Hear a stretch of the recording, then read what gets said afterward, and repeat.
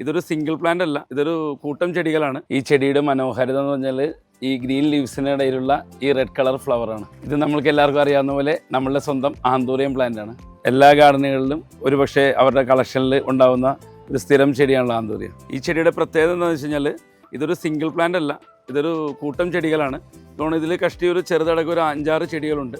ഇത് ഏറ്റവും കുറഞ്ഞത് ഒരു 3 വലിയ പ്ലാന്റിനെ നമുക്ക് സ്പ്ലിറ്റ് ചെയ്ത് നമുക്ക് സെപ്പറേറ്റ് ചെയ്ത് നട്ട് നമുക്ക് വളരെയധികം ചെടികൾ ഇതിൽ നിന്ന് ഉൽപ്പാദിപ്പിക്കാൻ സാധിക്കും. ഇത് പ്രത്യേകിച്ച് വലിയ ബുദ്ധിമുട്ടില്ല. നമ്മൾ നോർമൽ ആന്തൂരത്തിൻ്റെ പോട്ട് മിക്സ് പറ്റുമെങ്കിൽ ചകിരിച്ചോറും അതേപോലെ കോക്കോ ചിപ്സും കൂടി ചേർത്ത് ജൈവവളങ്ങളും ചേർത്ത് അതിലേക്ക് നടാവുന്നതാണ്. പിന്നെ ആന്തൂരത്തെക്കുറിച്ച് പറയുകയാണെങ്കിൽ പരിപാലനം വളരെ കുറവാണ്.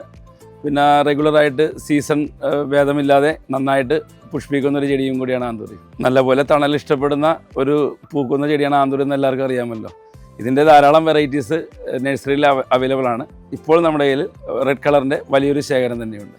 സ്വാഭാവികമായിട്ട് ഇലച്ചെടികളുടെ കൂടെ ഈ ആന്തൂറിയം, പ്രത്യേകിച്ച് റെഡ് കളർ ആന്തൂറിയം വെച്ച് കഴിഞ്ഞാൽ നമ്മുടെ ഗാർഡൻ വളരെ മനോഹരമായിരിക്കും. ഈ ചുവപ്പ് കളറുള്ള ആന്തൂര്യത്തിൻ്റെ വലിയൊരു ശേഖരം വൈറ്റ് ലൈനിലുള്ള നഴ്സറിയിലും പോത്താനിക്കാട് ഫാമിലും അവൈലബിൾ ആണ്.